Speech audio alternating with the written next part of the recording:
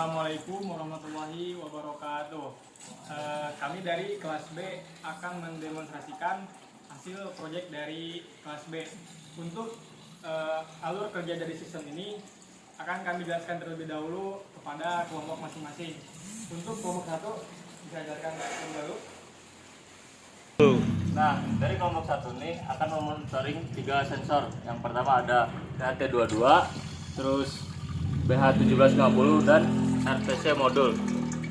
Dan data yang kita kumpulkan akan diberikan kepada kelompok yang lain gitu. Nah, selanjutnya untuk kelompok 2 akan dijelaskan oleh perwakilan dari kelompok 2 untuk alur kerjanya. Silakan. Kita dari kelompok 2 sebagai monitoring kelembapan air pada hidroponik. Ketika kedua sensor ini, soil capacity moisture dan water level, tidak membaca lebih dari 50%, maka water pump menyala. Begitupun sebaliknya, ketika lebih dari 50%, maka dari water pump dari kelompok 3 ini akan mati.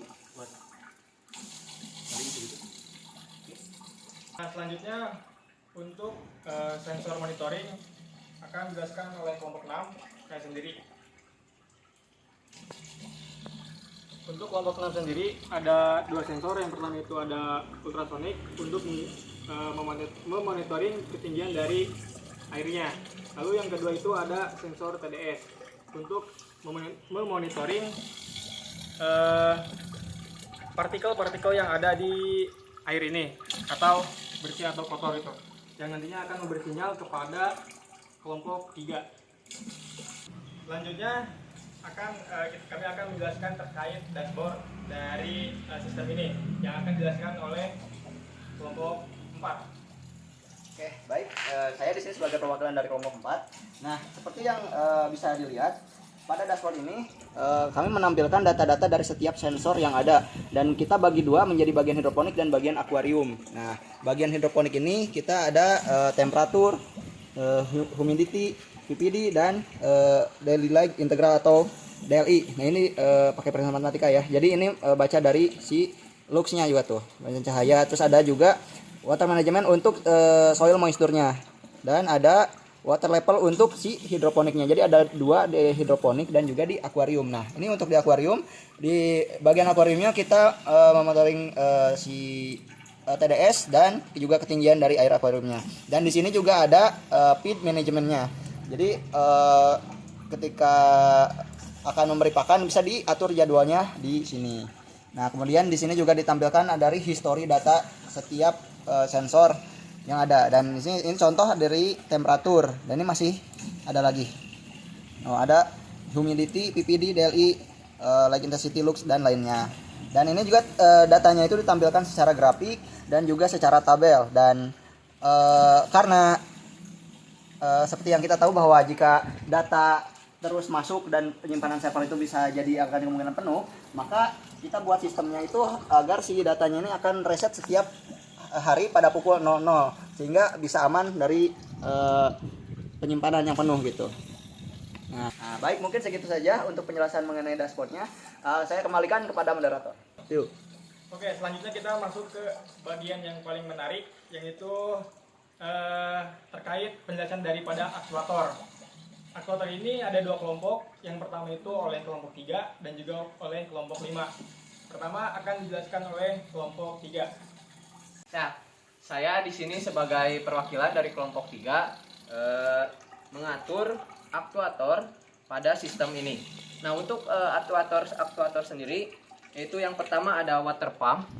Water pump ini berfungsi untuk menarik air dari akuarium ke hidroponik. Dan untuk aktuator ini bekerja berdasarkan sensor soil moisture dan juga water level.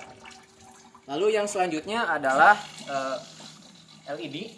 Dan LED ini bekerja berdasarkan sensor BH1750. Dan yang selanjutnya adalah fan. Untuk fan ini bekerja berdasarkan data dari sensor DHT22. Lalu yang selanjutnya adalah solenoid valve.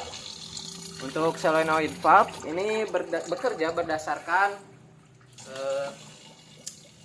ketinggian atau water level di ultrasonic di akuarium. Lalu yang selanjutnya, yang terakhir itu adalah aerator yang bekerja berdasarkan nilai dari sensor TDS. Oke, selanjutnya kita masuk ke kelompok aktuator yang kedua, yaitu kelompok 5. Kepada kelompok 5, silakan. Baik, untuk kelompok 5 sendiri yaitu merupakan bagian dari aktuator yang mana membuat sistem pakan ikan otomatis. Nah, sistem pakan ikan otomatis ini bukan hanya berdasarkan jadwal yang ditentukan saja, tetapi juga mengambil data dari kelompok 6, yaitu sensor TDS. Nah, di mana ketika sensor TDS-nya kurang dari 300, yang terdeteksi 300, maka itu akan diberi pakan secara full. Nah, apabila dari rentan 300 sampai 500, maka itu akan diberi pakan setengahnya. Dan apabila diberi pakan lebih dari 500, maka itu tidak akan diberi pakan. Kita akan mendemonstrasikan alat dari kelas B. Nah, untuk yang pertama yaitu kita mendemonstrasikan untuk nyala LED-nya. Nah, LED ini menyala ketika nilai lux di bawah 4000. Dan boleh dilihat untuk nilai luxnya ada di 6000. Nah, untuk ketika luxnya itu berada di atas 7000, maka si LED akan mati. Nah, boleh lihat luxnya. Kira-kira.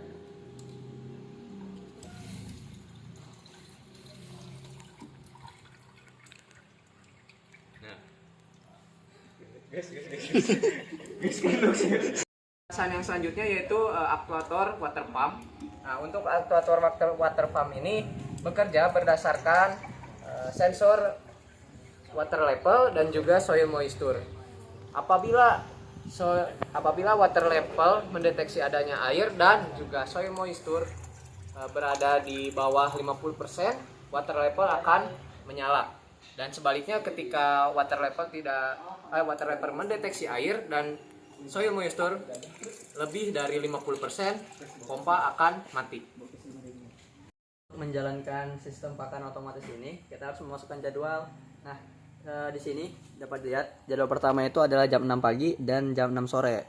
Nah, karena kita untuk membuktikan keberhasilan dari alat ini, kita akan mengatur sesuai jadwal yang terdekat. Sekarang itu jam 5.25, berarti kita atur di 5.20.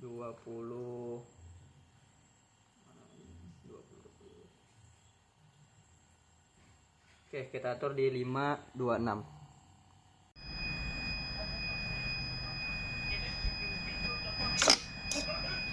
Kan salah buka kan?